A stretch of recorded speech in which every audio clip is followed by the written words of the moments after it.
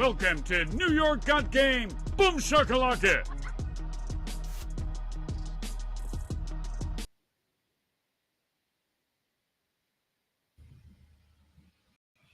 What's up, everybody? Dexter Henry here on a Thursday. Hopefully your week is going well.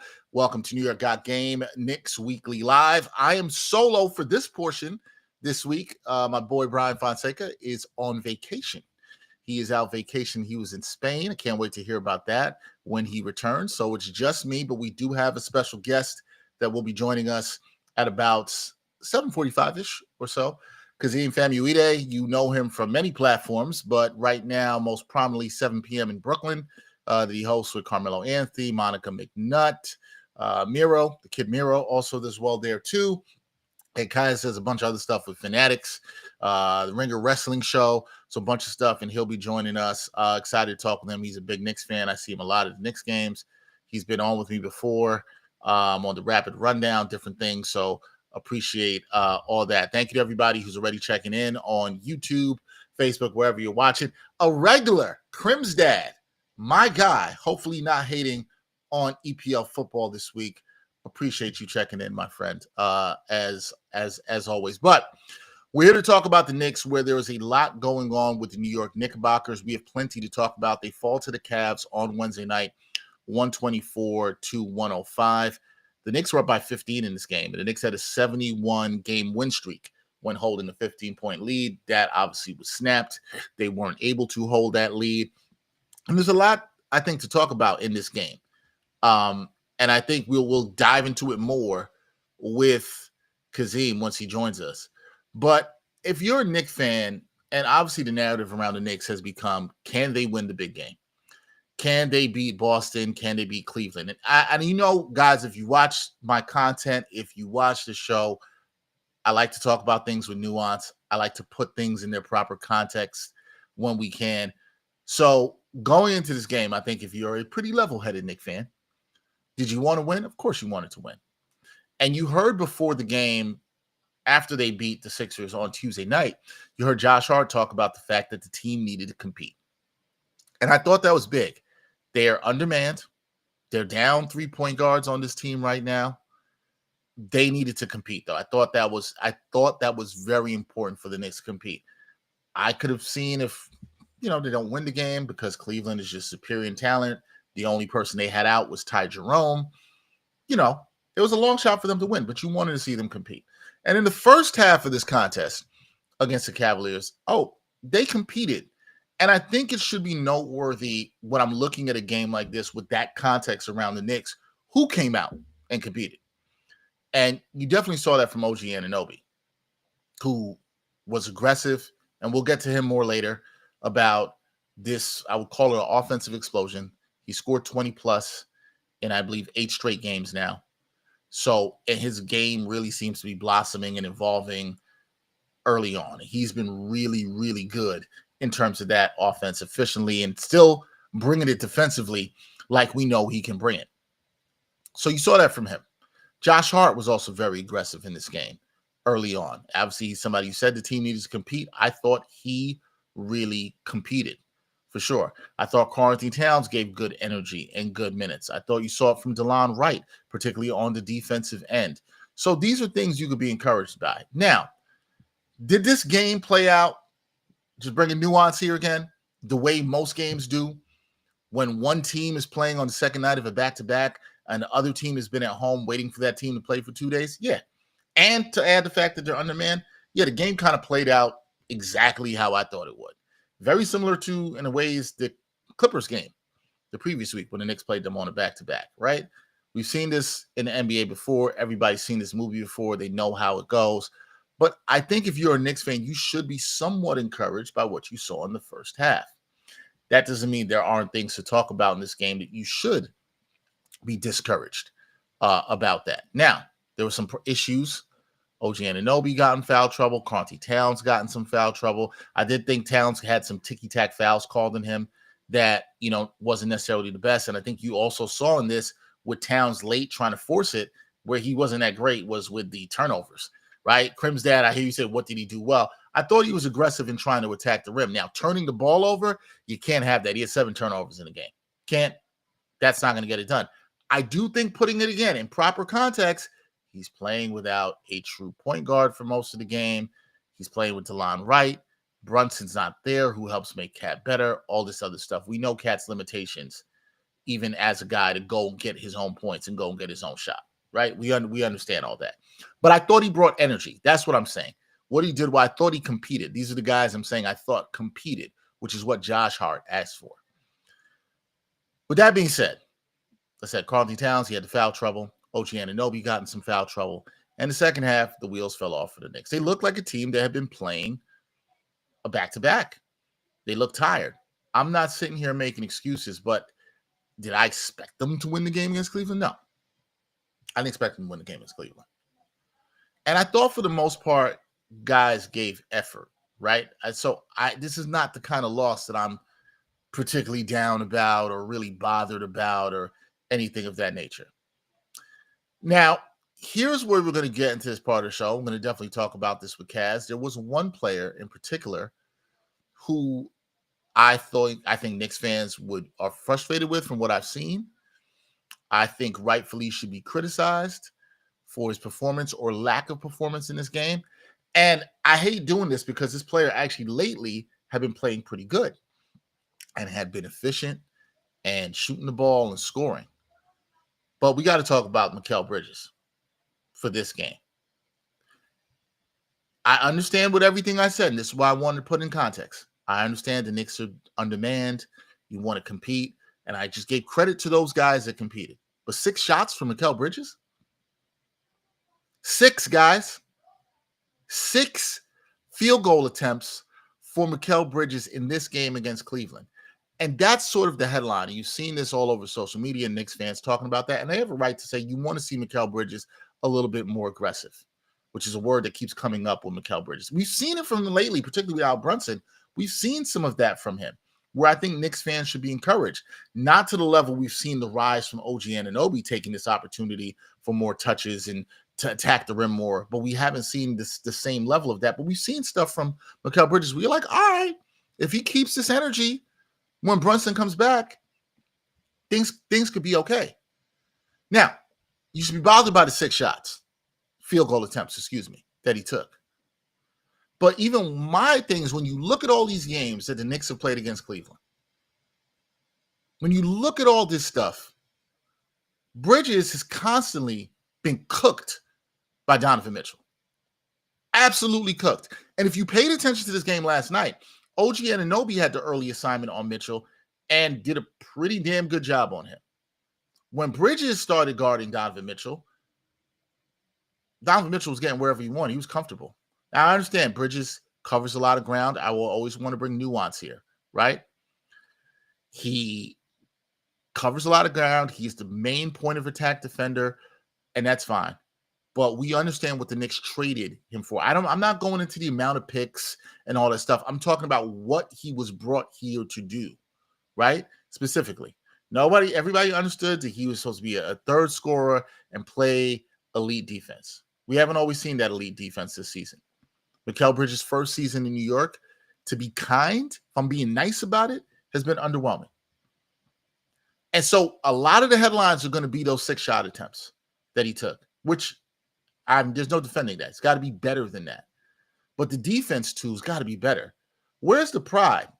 And I'm not saying Mikal Bridges doesn't have pride. That's not the point I'm making. I think he does. He's a hard worker. He did not get to this level without having any of that.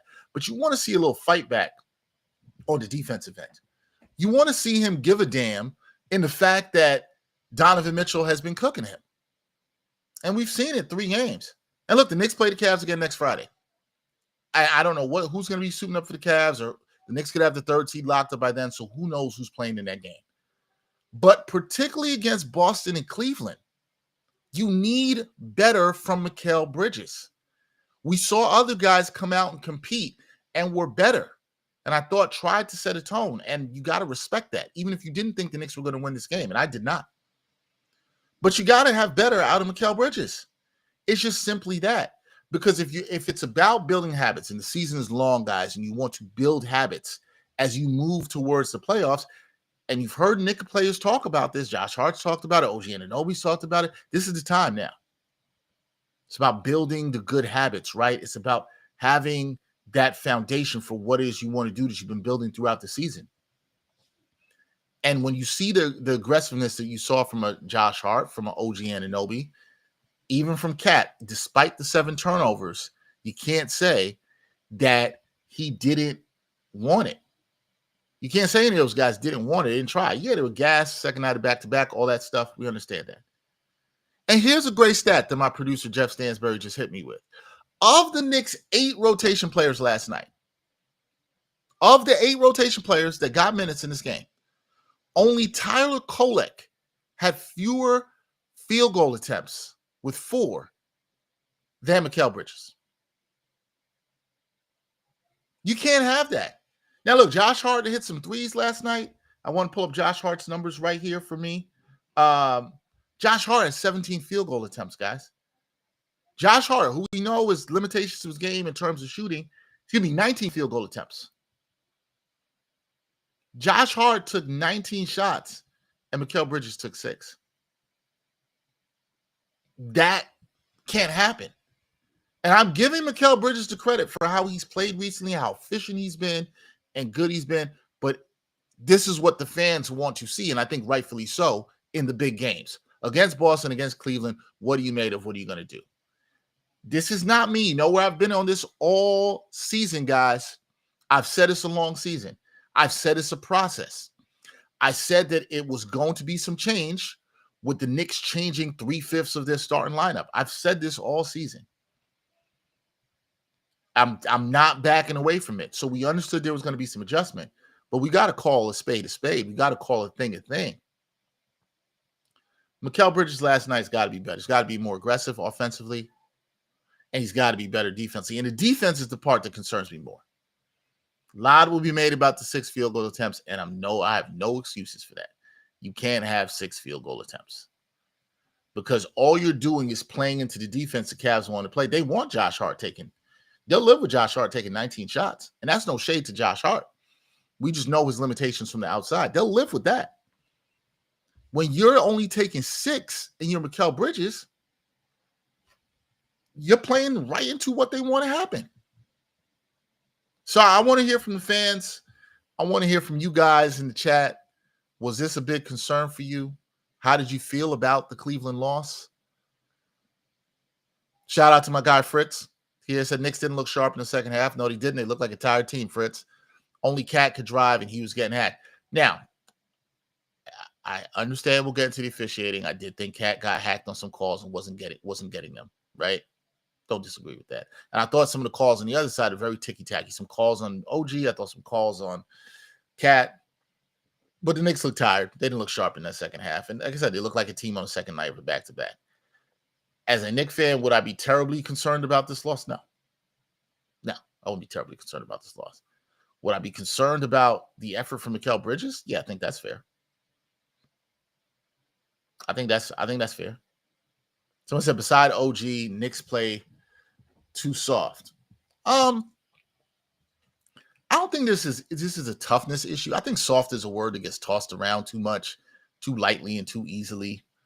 I don't think this is a toughness thing in terms of the Knicks, especially when how guys competed for the most part yesterday. Even Precious Achiuwa, who's terrible against the Sixers, I thought competed yesterday. So I don't think this is a soft Knicks team. Like that's not where I'm going on this. I don't think they're soft. I hear you though. Hit him up, New York, New Jersey. I love how OG's playing. I think he's playing fantastic. He's playing the best ball of his career right now. And there's something to the fact, and I will get into this more when Kaz joins us. When you look at OG's development, right? This is sometimes a development that can come with an injury, that can come with time through a season. This is why you got to let things play out. The Knicks might have unlocked something offensively to OG. I'm intrigued to see this from him in the postseason. I'm intrigued to see how this looks when Jalen Brunson returns, because there's a confidence to him right now that looks really good on the offensive end. So there's still a lot we haven't seen with the Knicks. We haven't seen them fully healthy with Mitchell Robinson, more minutes with Mitch and Cat. And I understand it looks like the Knicks right now are going to alternate, playing Cat and Mitch in back-to-backs to try to give them the requisite rest, and also not push Mitch too far. So I understand all that. Someone said, I'll trade Mikal, Josh, and 4 second-round picks for Devin Booker. I mean, want to do that, but the Cavs are going to hang up the phone on you. Excuse me, the Suns are going to hang up the phone on you. 4 second-rounders? That's not going to get it done. That's not going to get it done. Crim's dad said, I'm not worried about the loss. I'm looking forward to everyone playing the playoffs. Yeah, I think that's the thing. I think you have to look forward to the playoffs and see how things look. I wouldn't be tripping too much about this loss. But guest of the week is here. It's my guy. Like I said, you see him hosting now, doing a wonderful job hosting on 7 p.m. in Brooklyn with Carmelo Anthony, the kid Miro, Monica McNutt, and the crew. I'll see him on Fanatics, the Ringer Wrestling Show. This man has many jobs like myself, so I appreciate his hustle. It's my guy, Kazeem Famuyide, who joins me now. Kaz, what's good? What's good, brother? How you living, man? It's good to see you. Good to see you, man. I feel like every time I see you at the games, we have like 2 seconds to talk. We don't. We hustling, man. We moving and shaking. I gotta get up to that media row. I gotta shake the hands, kiss the babies, and I gotta run around, man. I feel like we're always moving, and in the playoffs, we'll definitely get to talk. Everything good with you, though? I'm good, man. I can't complain. Wally Mania tickets also went on sale last week. It's tickets to Wally Mania if you're going to Las Vegas for WrestleMania weekend. And new episode of 7 p.m. in Brooklyn out right now. Go check it out. Myself, Kid Mero, Carmelo Anthony, Hall of Fame, NBA player Carmelo Anthony. we're gonna get to some Hall of Fame Melo talk soon. Kaz, I'm gonna start with you with this. I was talking to the fans out here watching. This loss to the Cavs last night for the Knicks. Any concern from you in this? I know so much of the talk has been about the Knicks not being good and getting blown out by the Celtics, by the Cavaliers. But what were your takeaways from this loss to the Cavs that we saw on Wednesday night? I mean, there's a healthy amount of concern, but I think anybody who has any real deep concerns about this Knicks team against the top players in the top teams in the Eastern Conference, you got to see it with more context. I saw a stat that the 3 out of the 4 games against the Cleveland Cavaliers were all the second half of back-to-backs. That's correct. There's going to be another one this week or next week against the Detroit Pistons. And it's like, oh, well, I mean, that definitely puts in the context, because anybody who's watched this Knicks team just with the naked eye will tell you this team could compete with anybody in the NBA. But obviously that record against the Cavaliers, that record against the Celtics, it's always going to raise some eyebrows. And man, it just always seemed funny to me. So seeing that stat, that kind of explains things. That team definitely hasn't seen the Knicks of their final form. So I wouldn't necessarily say it's worrying, but I mean, damn, like they're the number 1 team in the Eastern Conference. You should at least have a healthy concern for them. You know, they've been running through the entire NBA all year. Yeah, you should. And so these last 3 games that the Knicks played the Cavs on the schedule all were the second of back-to-backs. The first one they played of the season, the Knicks had 2 days rest for that one, right? And to look at that was the most competitive of the 3 games that have been played so far. Was the first one of the season when the Knicks actually had some rest. They lost by 8 points. Right. So there's something there. Did you have any concern about Mikal Bridges in this one? Because he had 6 field goal attempts, Kaz. Only 6 field goal attempts. He's been cooked a lot by Donovan Mitchell throughout the games they've played. What's your concern level with him? And I didn't want to harp on him too bad because he's been playing pretty good recently. Yeah, I was about to say, Mikal Bridges has played very well, especially in the absence of Jalen Brunson. He's looked like the guy that we saw in Brooklyn and Phoenix all those years ago, just being not just extremely effective, but when the volume of his shots go up, he seems to get a little bit more efficient as well, especially in that mid-range.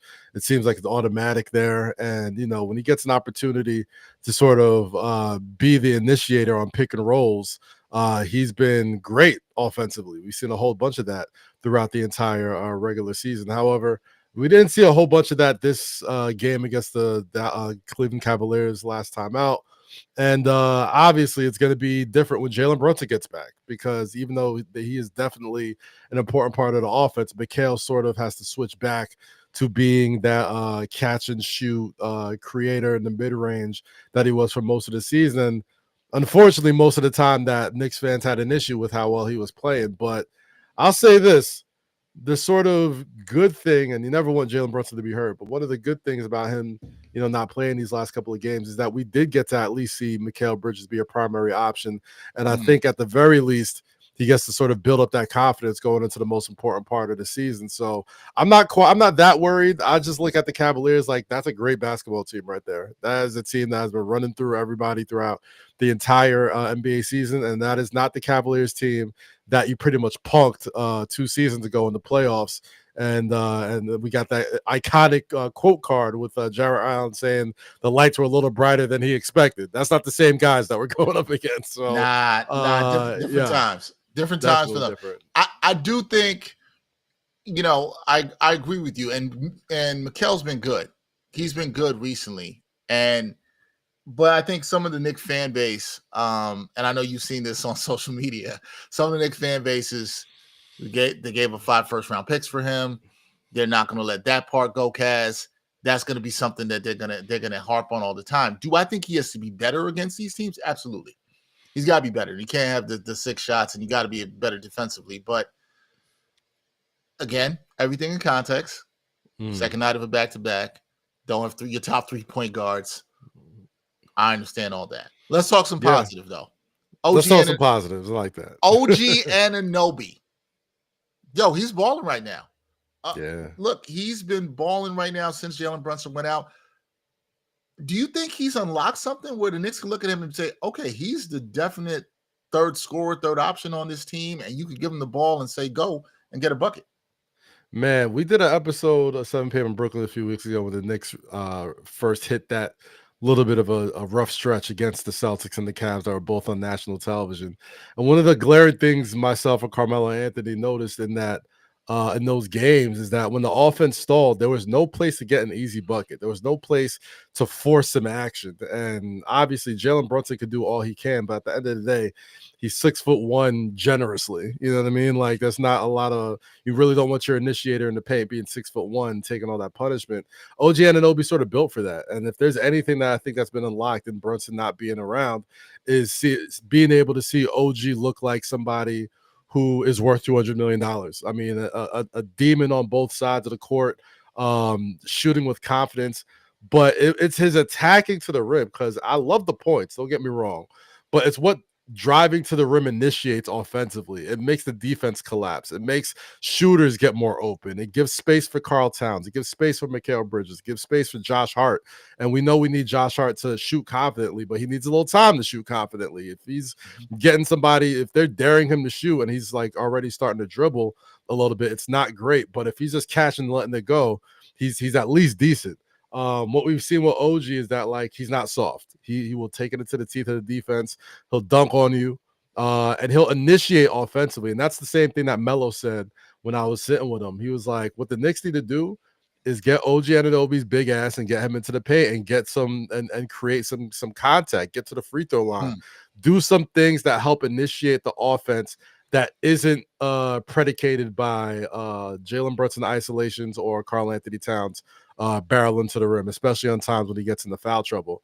OG's looked great in Brunson's absence. I'd love to see him continue to be, aggressive when Jalen Brunson comes back. But at the end of the day, we're looking at a team that's going to win 50 wins this year, at least, or more than likely. A team that is at least got a victory over everybody in the NBA except the top 3 teams in the NBA. And they've been together 5 months, like there's still a whole lot of room for growth. And I know a lot of Knicks fans don't want to hear that, but for everything that they've sort of put together on the fly, you could only hope for so much. And seeing OG being this effective offensively and causing havoc defensively, you're seeing the most fully formed version of him when you traded for him in Toronto for RJ Barrett and Emmanuel Quickley. I agree with everything you said, and you're not hearing anybody bring up the $200 million contract anymore. The It fact looks he's good gonna, now, looks, especially when they're going down to I-95 and see what they pay Paul George. It's like this looks like a pretty damn good contract at this point. it absolutely does. It absolutely does. Some people listen. I thought it was fine when they signed it. It looks better now. I'm with you. It looks a lot better now. But you know, anybody who's been watching the show has heard me say the same thing you just said. It's a long process.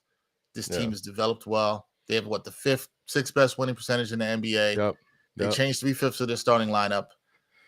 But you let some fans. And on top of that, you got to remember what the biggest gripe was for this Knicks team going into the playoffs last year, which is what are you going to do if Jalen Brunson's not playing? They're 8-6 in the games that Brunson hasn't been there. And I don't think we could have imagined a team without Brunson last year keeping the ship afloat, and more than keeping it afloat, keeping pace into that third spot, and at least keeping some momentum going into the playoffs, in addition to building confidence in guys that you need to have confidence going into the playoffs. So if $200+ million and 5 first-round picks is worth having an offense that is reliable when Jalen Brunson isn't on the court, it's worth it. Like, that's what you pay for. That is the price you got to pay to have a team with 2 all-stars, but you still have competent offensive and defensive players in OG Anunoby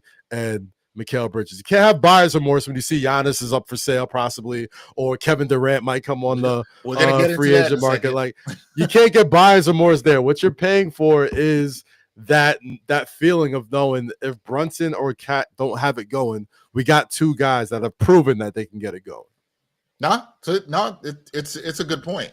Where are you on Jalen Brunson's potential return this weekend, right? Because, do you want to see him back as soon as possible so he can sort of get in the flow, get some games? I know he's 4 games away from hitting the 65-game limit to be eligible for postseason awards. But how excited are you to see the captain back, and how many games do you think he should play before the playoffs? Off rip, however many games it costs for him to solidify the NBA Clutch Player of the Year award, because I think it's his award to lose, right? 4 games he got to play. That's all. Let him get 4 games in and make sure he gets that award, because one, I think he deserves it. I always think it's great for the Knicks fan base to have an individual award, especially. That is probably the one award outside of like Defensive Player of the Year that you want a person on your team to have the most, right? Like, MVP is great. MVP is phenomenal. Don't get me wrong. Rookie of the Year is great. But if you got a Defensive Player of the Year, or you have the Clutch Player of the Year, that is something that you're excited for. So, one, yes, I want to see him back, not just for the awards, but I want to see him on the court, because we haven't got to see him really play a lot with Mitchell Robinson yet. Mitchell Robinson looked great 2 nights ago in the first part of that back-to-back. I want to see how Mikal and OG refocus their offense around Brunson. And I want to see how Brunson sort of feeds himself back into this system. Obviously, he's an all-star guard, and he's incredible. But I think one of the best stretches of basketball we saw from him earlier this season is when he really deferred to a lot of the guys and was averaging career highs in assists and really getting that offense going. And they looked like the number 1 offense in the entire. I think they actually were the number 1 ranked offense in the NBA at one point in time when Brunson was handling the point.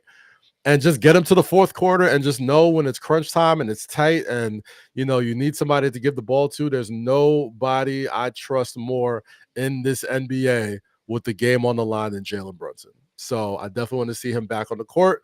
And I absolutely want to see him ingratiate himself to OG and Mikal Bridges as they've regained this offensive confidence going into the playoffs. Now, I hear you on that. Jalen Brunson will practice with the team Friday, tomorrow in Atlanta. He will be listed as questionable for Saturday's game against the Hawks.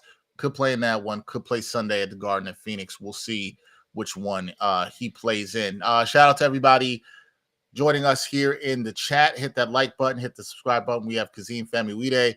What up, chat? 7 p.m. in Brooklyn. Kazeem said, what's up? You got some questions for Kazeem? Be sure to send it.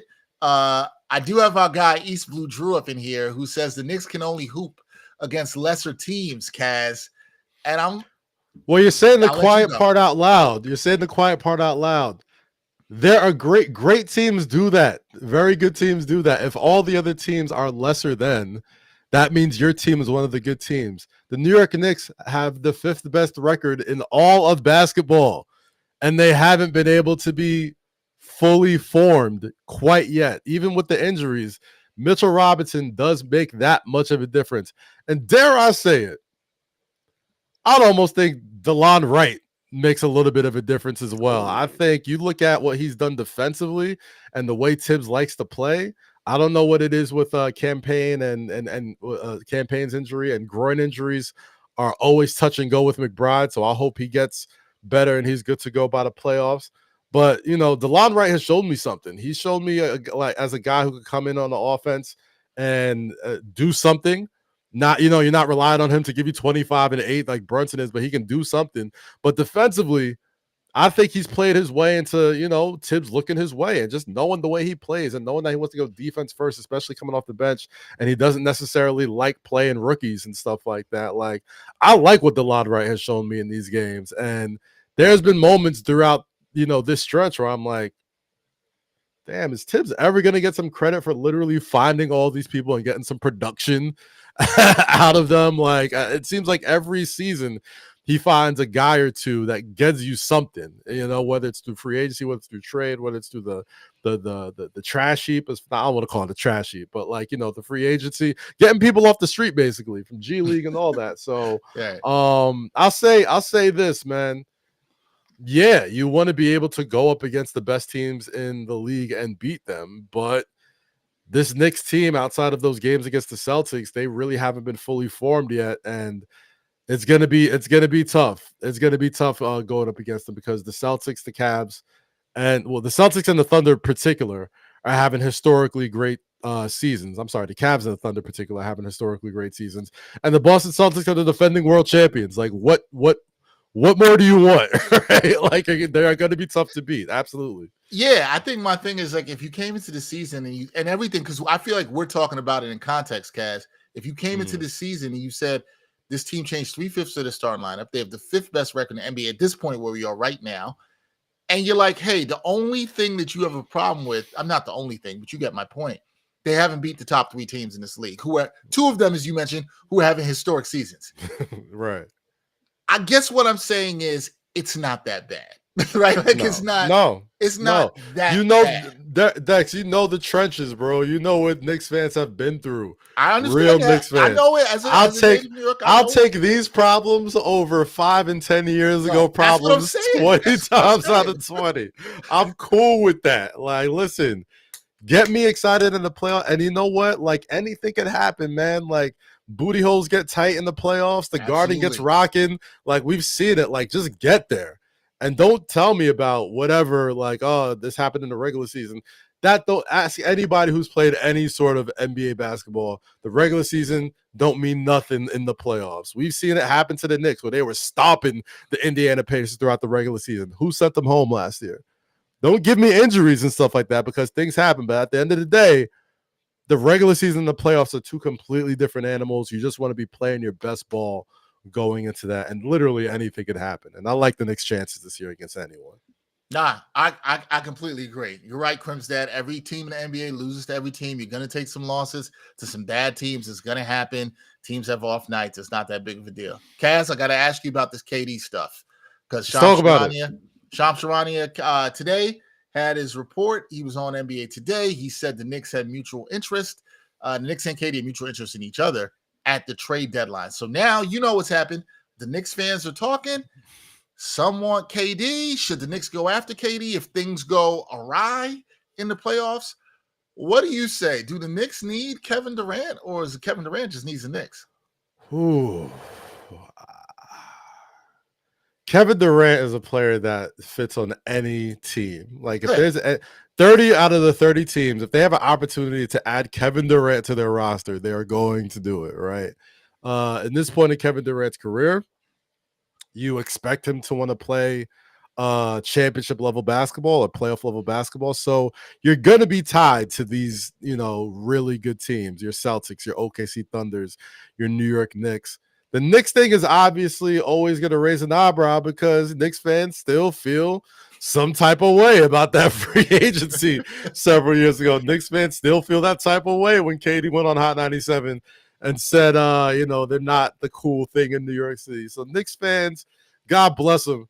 They're always going to feel some type of way. But this is a basketball conversation, and you're in a position where the Knicks have found themselves in the past several years where they're one of the best run organizations in basketball. They're in play for anybody, right? Like they got enough mix of contracts and talent and players where if anybody comes on the market and the Knicks feel compelled to go and get that person, they have the things that they can do to go and get that person. Now, it all depends on who you're giving up if that's the case, right? Like, and obviously you're going to look at, Mikal Bridges, who was eligible for an extension and had some time in Phoenix and all that type of stuff. So, but at the end of the day, the mutual interest, like, it's the trade deadline, man. Like, everybody's got mutual interest in it. Like, it's all types of phone calls happening. Like, it's all types of text messages. Like, it's trying to say, like, as soon as I see any headline with, like, Kevin Durant says, and I don't see Kevin Durant actually saying it,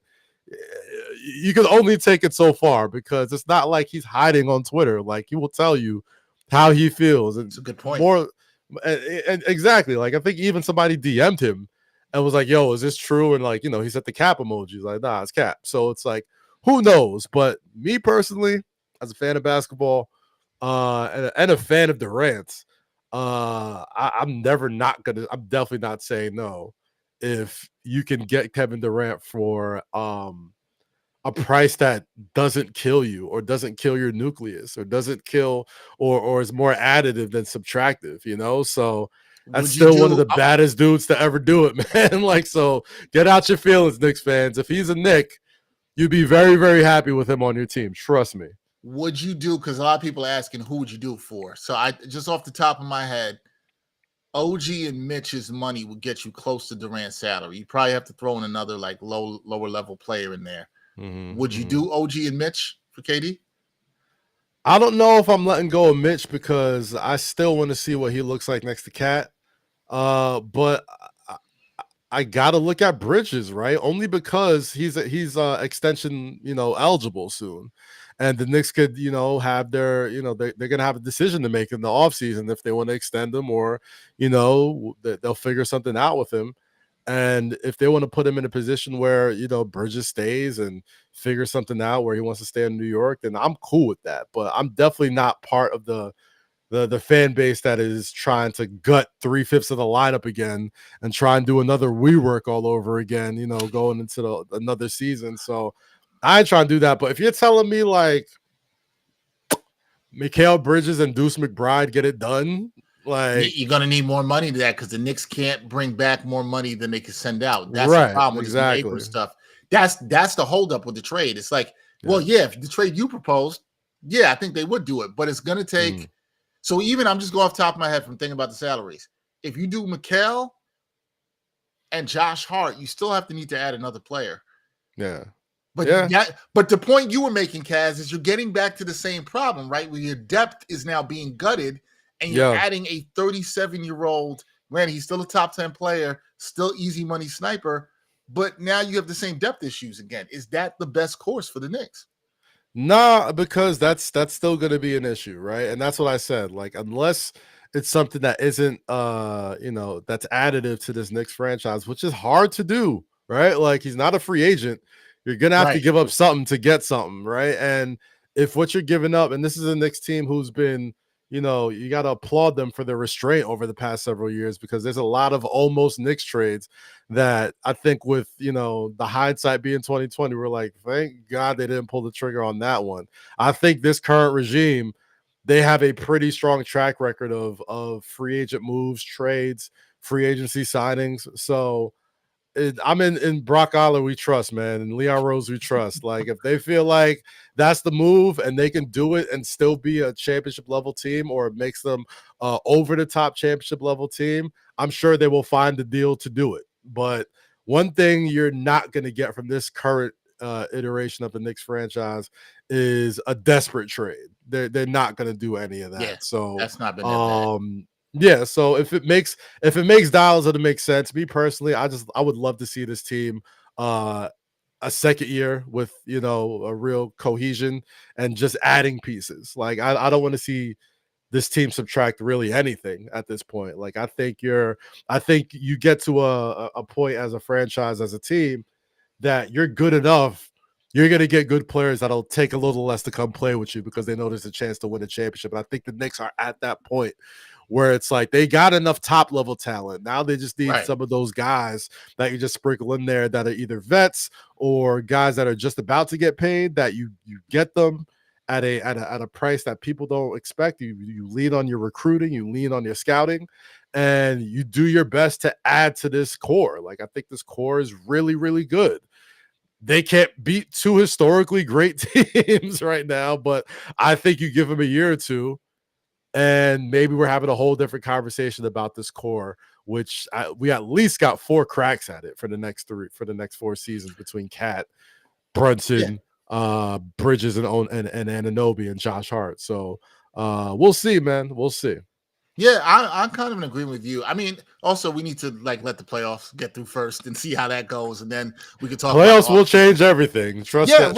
Right. You got to see what happens first. You might look at the playoffs and say, "Oh, we might be good here. We don't need this." I'm kind of leaning towards you, at least right now. Smaller pieces, continuity, that should help. Couple more things, Kaz. Locking up the 3 seed. Knicks are 3 games up on Indiana. The magic number to lock it is 3. How important is it that they lock this up sooner rather than later so they can start resting some players? Now, I think I know where you are on the minutes police stuff. I think I know kind of your vibe on that. But how important is it that they lock that 3 seed up so they can start resting some guys? I think it's extremely important because the Pacers are breathing down your neck. Like the Pacers have really picked it up post All-Star break. They didn't look like the team that went to the Eastern Conference Finals last year, but Tyrese Halliburton is starting to play well. Siakam starting to play well. You want to keep that 4th seed at the 4th seed because I think everybody knows that the Detroit Pistons have arrived, and that is a tough first-round matchup for anybody. Not to say the Milwaukee Bucks aren't a tough matchup either, but I feel like there's a little bit more trouble in paradise with Milwaukee, with Giannis, with Dame's health, with, just the overall depth of that team, the Kyle Kuzma of it all. I like my chances as a Knicks fan going up against that Bucks team, even though Giannis is still Giannis, and Giannis could turn into an alien and beat him by yourself. There's something about the Detroit Pistons that gives me a little cause for pause between the way they're built and their star player and their coach. They just seem like a team that is going to be hell to deal with in the playoffs. That being said,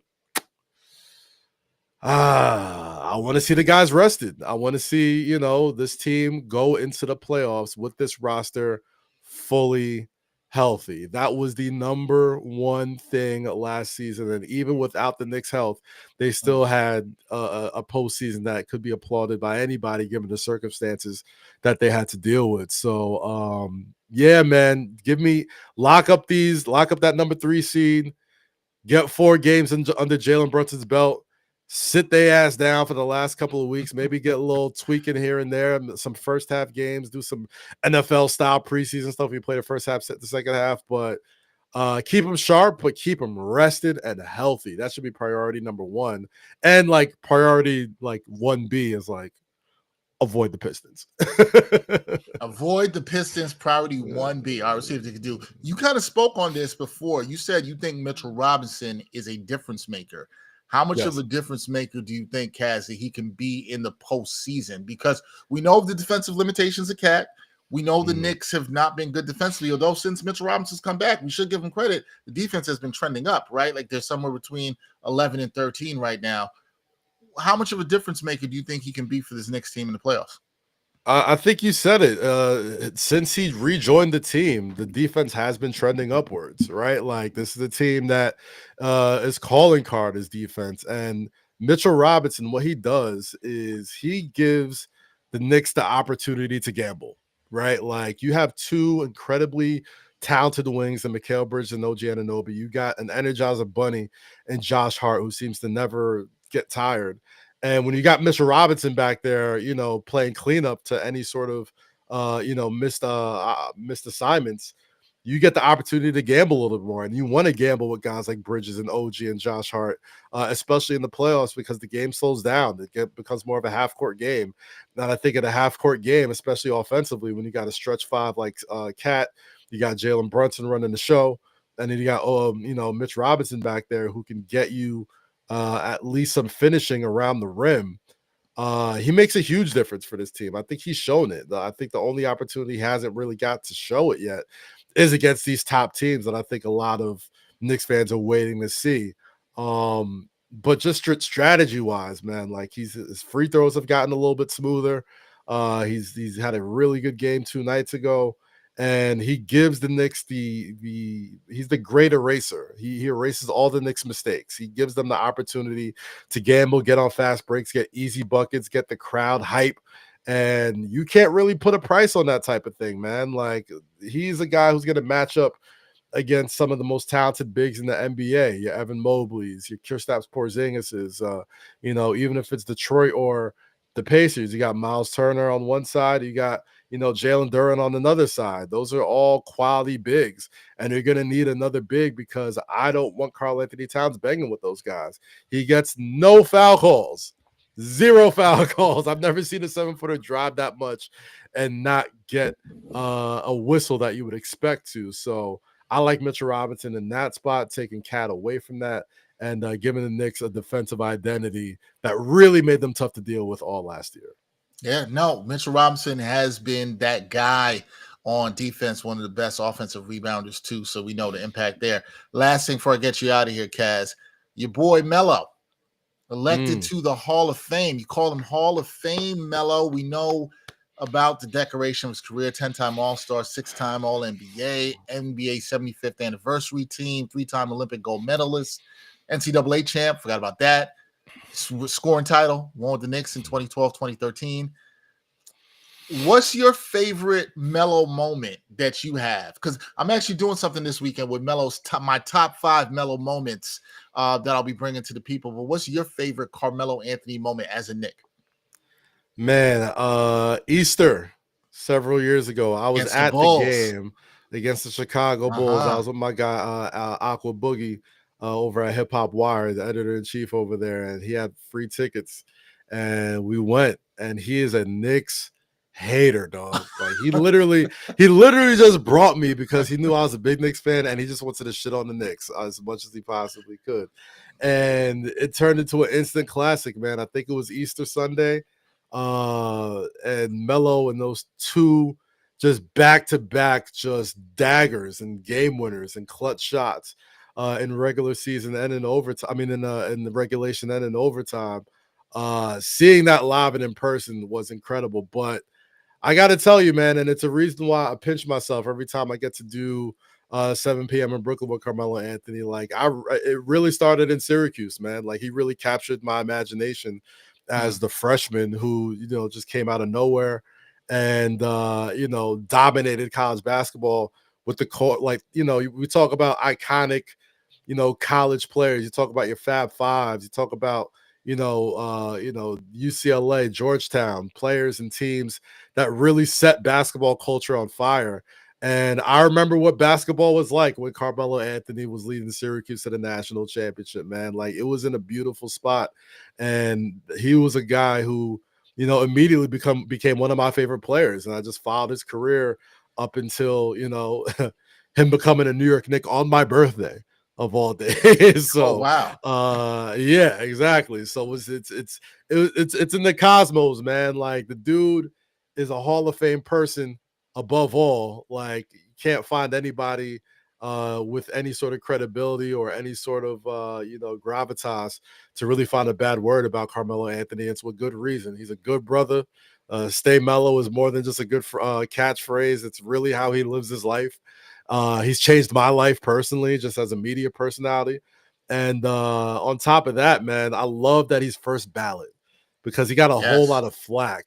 He had a whole lot of flack throughout his entire career for the style of game he played, the blackball that getting blackballed out of the league, the analytics game sort of coming in and sort of trying to make what he brought to the game obsolete. But when you read that lower third under there, 10-time All-Star, 6-time All-NBA, NBA 7th anniversary team, 3-time gold medalist, NCAA champion, scoring champ, it's like that's a resume that not many people could really shake a stick at. So, and I'm glad that he did it as a New York Knicks. So I want to say this on your show. I want to say this on all the other shows or whatever we got.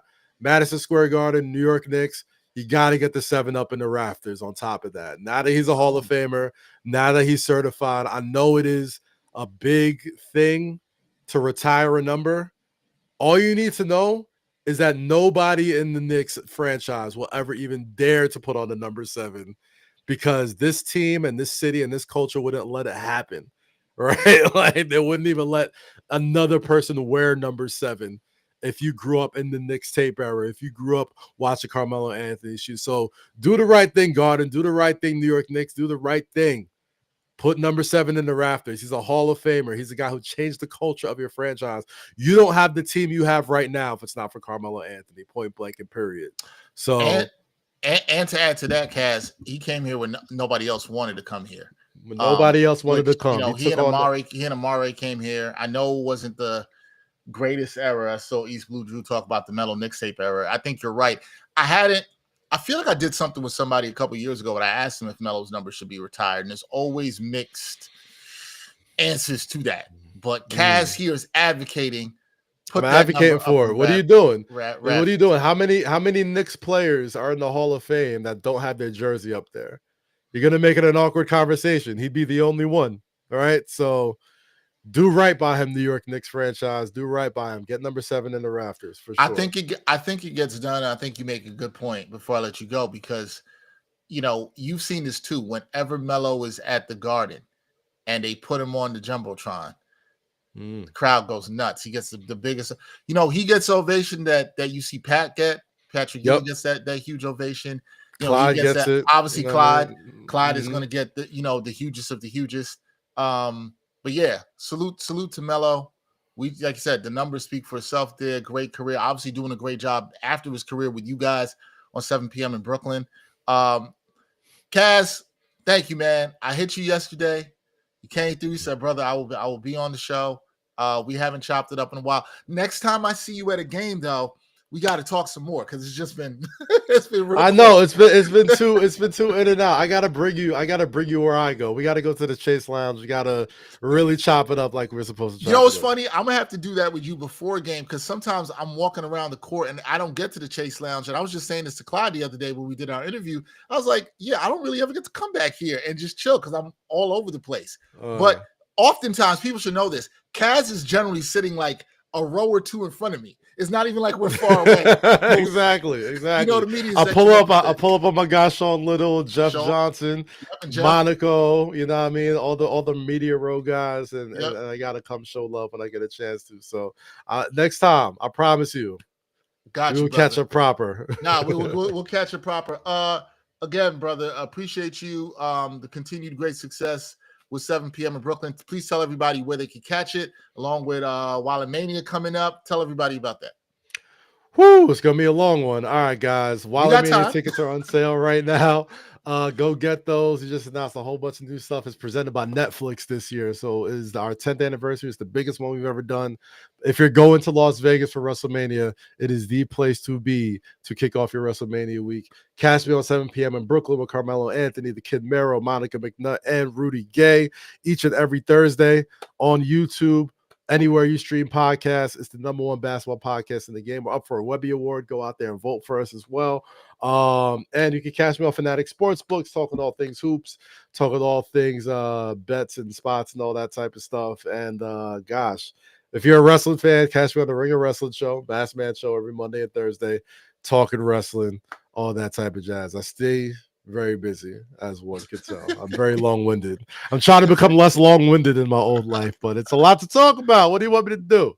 Hey, when you got a bunch of things going on, it's a blessing. That's what I say. People are like, what do you do when I got to list all these things? It's a blessing. Amen. I'm not complaining. Times is hard out there. Tariffs is up. Yo, they wilding out here, man. They wilding out here. But we're just trying to get our paper and help out people. That's it. That's all we're trying to do. That's all we're trying to do. Kaz, appreciate you, brother. We will talk soon. I'll see you soon at the Garden. Appreciate you, brother. Yes, sir. Take it easy. All right, peace, my guy. That is Kazeem Famuyide. Check him out. All the places that he just said. We appreciate his time and talking to some Knicks hoops with us for the first time here on New York Got Game Knicks Weekly Live. Thanks again to everybody in the chat. Appreciate all the comments that have been coming in. East Blue Drew, you've been heavy with it. Crim's dad, my guy Fritz, who was in here earlier. If you like this episode, you like this conversation with Kazeem, please hit that like button, share this episode. If you missed part of it, you can go back and watch it later. It'll be up here on YouTube. Also, will be on all digital streaming platforms for you as well. All right, so usually I do this. We end the show with Brian, and we do real or not real. I was like, can I do this by myself? And I was like, yeah, you can, because, we got to talk about what's real, what's not with the Knickerbockers. Going to start with one that Kaz actually mentioned. He touched on this player, and I think it's a really good thing that I'm intrigued to see what you guys in the chat think about this. And that's Delon Wright. Delon Wright's been hooping. He's been playing some good basketball. I know when it came to the Milwaukee game, there was some talk among Knicks fans. Oh, they thought Tyler Kolek should have got the start, and Tibbs started Delon Wright. And I actually like that move because I think that Tibbs wants to take some pressure off of Tyler Kolek. Kolek, who's played very well as a playmaker, has been dishing. You see the things he still needs to work on. Defense, especially when he's involved in actions, and then also his shooting. That's got to get better at the NBA level. But I do like Tyler Kolek's prospects as a backup point guard. But what I did like from Delon Wright and Tibbs' choice to start him is the fact that he can defend and set that tone defensively, particularly at the point of attack. And look, Delon Wright's played very well. He's knocked down some shots. Is he the best shooter? No. He's knocked down some shots. He's done, I think, great with the time that he's had, and he's been solid. And I think it's to the point where you have to start looking at this and saying, yo, should he get some playoff minutes? I think it's a fair question. Now, what I'll say, my answer to this is going to be with him, is he playing his way into getting some playoff minutes? I say yes. I think it's going to be situational.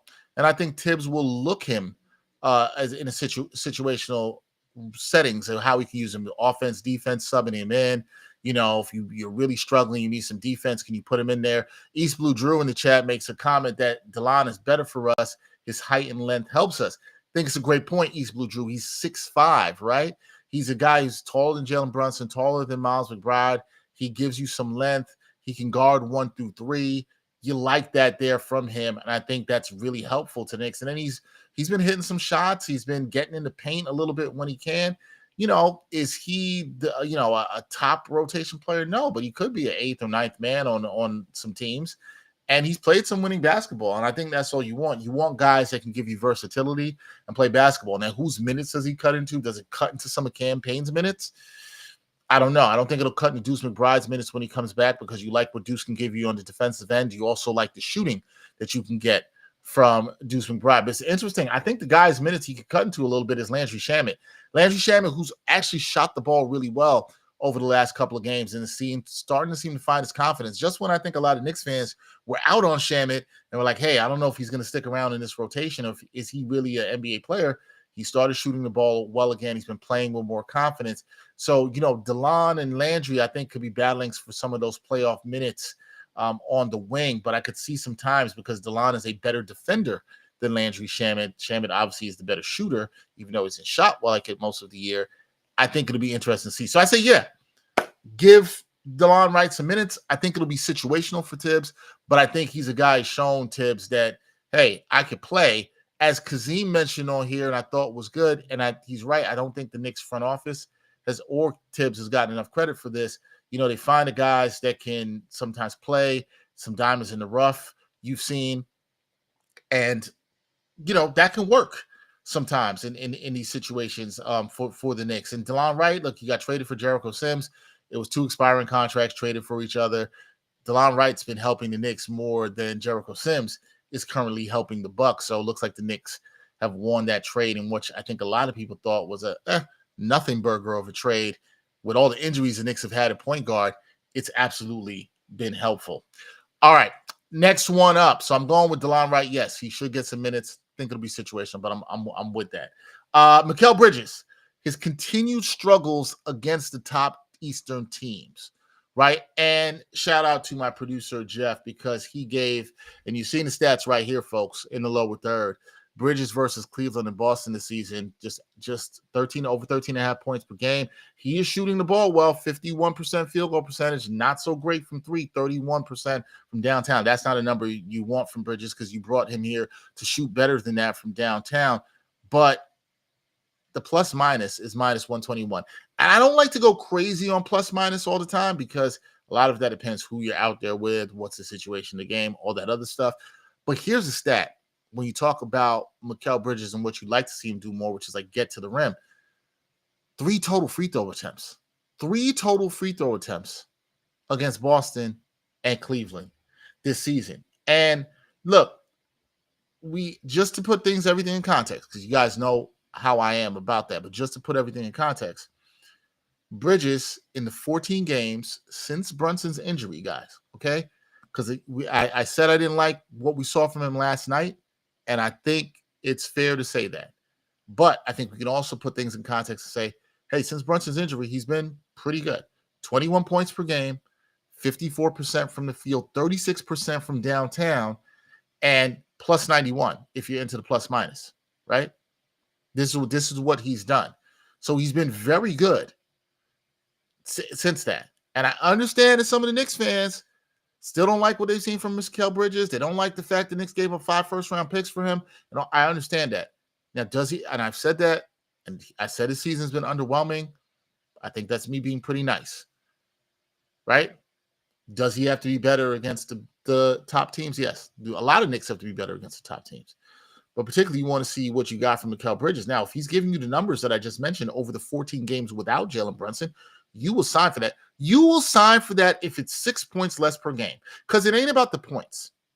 It's about the efficiency, and it's about the defense. That's what it's about. That's what you want. Mikal Bridges is not going to be a 21-point per game scorer likely when Jalen Brunson comes back. But can he shoot 54% from the field, and can he shoot 36% from downtown? You will sign for that. Can he not get cooked by Donovan Mitchell? You will also sign for that, because we know he's better than that. East Blue Drew, you said that isn't – sorry, I'm reading your other comment. You said, I think people are using him as a scapegoat. Tibbs not coaching those games as well. I don't think this is a Tibbs problem. Now, if your point, East Blue Drew, is the fact that do I think Mikal Bridges at times this season could be utilized better in the offense? Yeah, I think that's fair. Like, I could rock with you on that and say, yeah, I think sometimes he could have been used better. Now, I hope that this time without Jalen Brunson has maybe opened up some ways to use both Mikal Bridges and OG Anunoby a little bit more in the offense, so it is not as Jalen Brunson heliocentric. This is something you guys have also heard me talk about a ton this year and question whether the offense has been too heliocentric with Jalen Brunson. And I think a little bit more diversity in the offense would bode well and be better for the Knicks come playoff time, right? That's it. And East Blue Drew, I'm going to continue with a comment you said here. You said, isn't Cat the superstar that has to take over when Brunson is gone? Why did we get him for? Yes and no. You have to look at the player it is. But Cat is a really good player. He is not a number one. He needs people to help set him up. He's not a guy that you could just say, go give him the ball and go get his offense like that. Because when he does that, sometimes he gets a little bit too out of control. We saw it last night, the 7 turnovers, all of that. So I think Cat has played aggressively at times and has shown that he can score and be that guy. But he's a better player when he's playing off of somebody. That's where Cat is at his best. So it's situational players. It's like you just get a guy and he normally can take over when he's not a great shot creator. He can't attack the rim. You don't want him doing it too much. I think he's better when he has somebody setting him up. And so that's why I answered. That's why I say yes or no to that question. And you said Cat's supposed to be the guy. He just disappeared. Cat's been fine with Brunson out. Disappeared. Like that's a bit strong. Disappeared. Cat's been fine. Cat's not an issue here on his team. Now, does he have some limitations defensively? Has he had some struggles defensively? Yeah. But offensively, nah. I wouldn't say that he is. You're saying Randall was able to take over and Brunson was out before. Randall's a different player with the ball in his hands than Cat. And Randall had some stuff too where he could have the tunnel vision, and that could be a problem. So it's like, what do you want? I think Cat's just a player, the type of player he is. He's better playing off of a lead ball handler like he does with Brunson, right? Robert Rivera, shout out to you. You're kind of making a point that I said. You said Spider was struggling the last few games. He broke out yesterday. That point is more concerning to me with Mikal Bridges than the 6 field goal attempts. I'm with you. And the time, we saw this in the previous time to play in Cleveland. Again, guys, I'm putting things in context. I know it was the second night of a back-to-back the last time they played in Cleveland. But Spider, the facts are the facts. Spider has cooked Bridges. And at some point you want to say, like, damn, I was a guy who was second once in Defensive Player of the Year a couple years ago. This guy can't be cooking. You want to see that edge. You know, I was watching the game with my good friend last night, and he's been talking about the edge with Mikal Bridges. I'm not saying he doesn't have it. You just want to see the fight back in that. At some point, there's got to be pride, and you can't have somebody, cooking you in that way. Lonnie Meeks, you said, the Knicks leading the league in back-to-backs. No, they're not leading the league in back-to-backs, but they had in their last 12 games, they had 4 sets of back-to-backs, which is a lot over the last 12 games of the season. And we in the media, we had brought this up. I believe this was before the Clippers game, because that was the first set of the back-to-backs against the Mavericks. We brought it up to Karl-Anthony Towns, and he was like, yo, he was kind of shocked. He was like, I didn't even know that. Like, that's crazy. He's right. That is crazy at all. The Knicks are 19th in back-to-back games this season, according to StatMuse. My great producer, Jeff Stansberg, just got that. They've had 13 games this season. They've been the second night of the back-to-back. Rockets, they have the most, 17, to answer your question. Good question, though, Lonnie. But just to get back to the Mikal Bridges point and what we're talking about here. Mikal Bridges' continued struggles. Is it a concern? Yes. Against the top Eastern teams. You want to see, and with the Knicks have the Boston Tuesday night. Don't know what Boston is going to be playing for on Tuesday night. That will remain to be seen. But I think it's a game where you want to see from Mikal Bridges what you had seen from him before, or for most of these 14 games without Jalen Brunson. Excuse me, guys. Mikal Bridges has been pretty good. I know he had the moment in Portland. He's been fine. I do agree a little bit with East Blue Drew that sometimes the fans just want to, he's a scapegoat now. He's the guy that they just want to blame. I also think that people need to understand that things are not always easy when you get traded to a team, and adjustments are not always smooth for everybody. And sometimes it takes a second year. Sometimes it takes that when you've been traded. And I understand everybody wants tomorrow yesterday. Nobody has any patience. But Mikal Bridges has shown that he can play well. The point that I'm just making tonight, and I'm giving him his flowers for how well he's played over these 14 games, because he has. You need to see it against the top teams. You need to see the effort that OG Anunoby came out with last night, that Josh Hart came out with last night, and to some degree Karl-Anthony Towns came out with last night. That's it. That's what you're asking for. And here's the thing. Who's punking the Knicks? Last night, if last night's into the game you're talking about where the Knicks got punked, where they're down, they don't have their best player. They don't have 3 of the top point guards. Like, last night's not the example for that. And like, I don't, to say OG is the only one fighting, I don't agree with that. Josh Hart's not getting punked by anybody in the court. Mr. Robinson's not getting punked by anybody in the court. Like, and for the Knicks fans who think this is a coaching issue and somehow thinks Tibbs is a good coach, what is it that you want Tibbs? Tibbs just tied Pat Riley for most wins as a Knicks coach. The notion that Tibbs is a bad coach, does Tibbs have his flaws? Yeah. I'm the first person to say that here. But the notion that he's a bad coach is like, come on. Mikal Bridges is continued struggle. He's got to be better, guys. That's it. So real or not, it's real. Mikal Bridges has to be better against the top teams. End of story. Right? It's got to be better. Can't have 6 field goal attempts. Can't have Josh Hart shooting 19. You're shooting 6. You are playing into the strategy of an elite team like the Cleveland Cavaliers. And he's got to be better at the point of attack defense. Again, I understand he's running all over the place. He leads the league in miles covered. I get all that. But come the playoffs, and it'll be interesting to see when the Knicks are more whole and they have Mitchell Robinson, if that has any impact, that's it. East Blue Drew says, I'm assuming you're talking about Tom Thibodeau. He's not bad. He's not good enough. How many coaches in the league? Like, this is something we need to talk about. How many coaches in the league do we really feel like are championship coaches? Or like, how do we know they're not good enough? Like, how do we know this? Like, is Mike Budenholzer a better coach than Tom Thibodeau because he's won a championship in Milwaukee? Because, like, what's he done in Phoenix? I'm not saying Budenholzer's a bad coach, but, like, is Mike Budenholzer a better coach than him? Is he? Is Nick Nurse all of a sudden a bad coach down in Philadelphia because what's happened this year? Like, where's the proof that Tom Thibodeau is not a good coach? Or if you want to tell me maybe if you're not good enough, he's not a champion. His playoff record is what it is. His playoff record is a losing playoff record, right? Eastwood Drew said yes. I'm not so sure about that with Mike Budenholzer. Mike Budenholzer was literally a Kevin Durant shot from, being fired. And a Giannis saved him coming back 2 down against the Suns.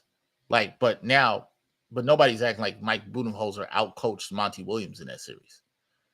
Yeah, you said championships were manager. I'm not a rings culture guy. Everything is not based on rings. It can't be rings or nothing. Like, I don't agree with that at all. I think when you do that, it's like, oh, if this person has a ring, this person doesn't. That doesn't make it better. Sometimes it's circumstance.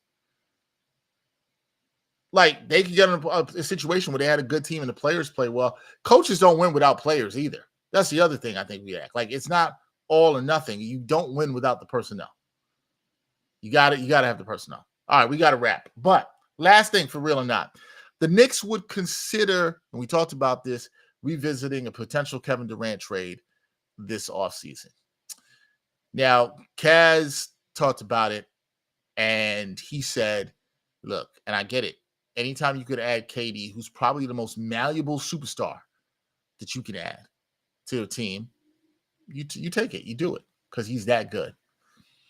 But I think we're too often in this trade machine, NBA 2K, loving I could just make a trade.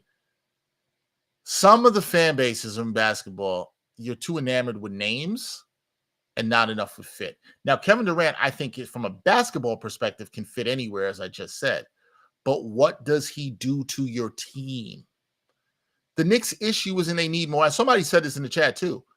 The Knicks' issue isn't not that they need more scoring, because what Kevin Durant's not going to help you is not going to help you with defense. Not that he's a terrible defender, but he's 37, guys. He's not going to make the Knicks' defense better. The Knicks don't need another person to score. They're a top 5 offensive team in the league. I agree with what Kaz said later, and this is where I am. If, let's say the Knicks have a second-round exit, guys, what they're going to need is to add smaller pieces on the margins. Ensure their bench depth becomes better. They have to become deeper.